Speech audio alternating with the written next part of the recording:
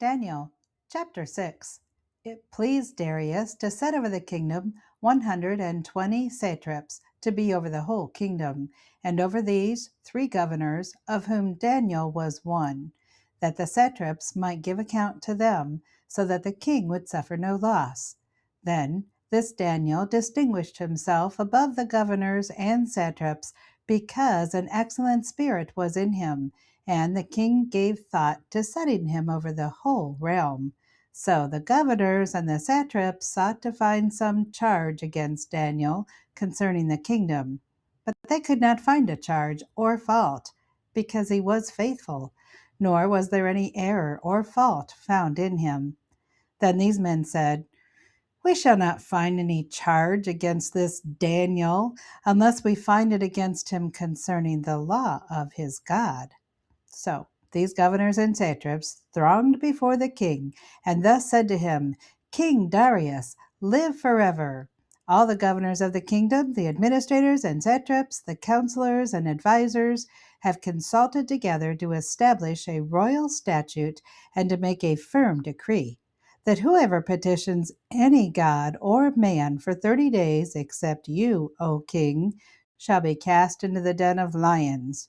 Now, O king, establish the decree and sign the writing so that it cannot be changed, according to the law of the Medes and Persians, which does not alter." Therefore King Darius signed the written decree.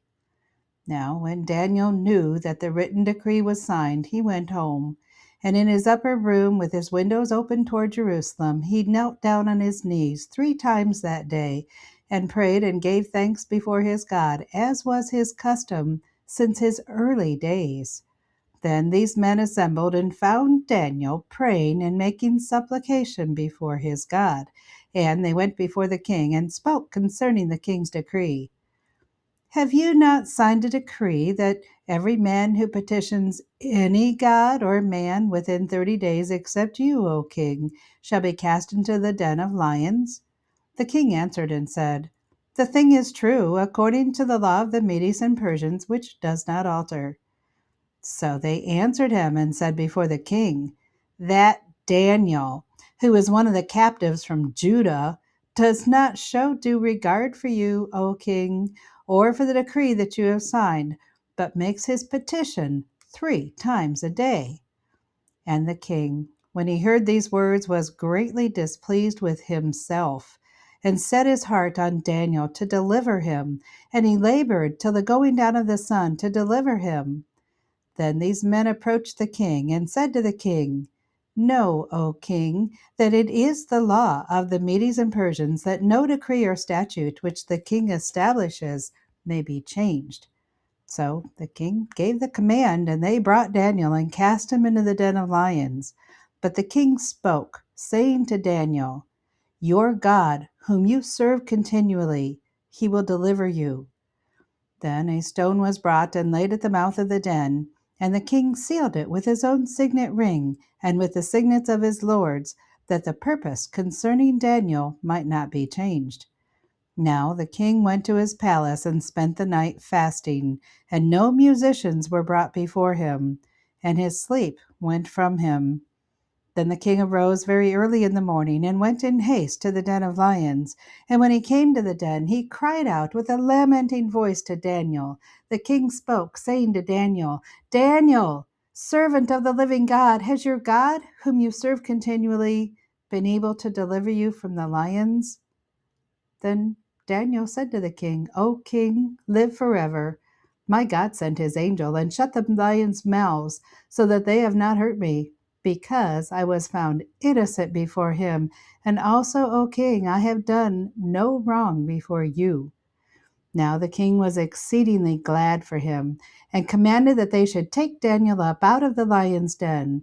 So Daniel was taken up out of the den, and no injury whatever was found on him, because he believed in his God. And the king gave the command, and they brought those men who had accused Daniel, and they cast them into the den of lions, them, their children, and their wives. And the lions overpowered them and broke all their bones in pieces before they ever came to the bottom of the den. Then King Darius wrote, "To all peoples, nations, and languages that dwell on all the earth, peace be multiplied to you. I make a decree that in every dominion of my kingdom men must tremble and fear before the God of Daniel. For he is the living God, and steadfast forever. His kingdom is the one which shall not be destroyed, and his dominion shall endure to the end.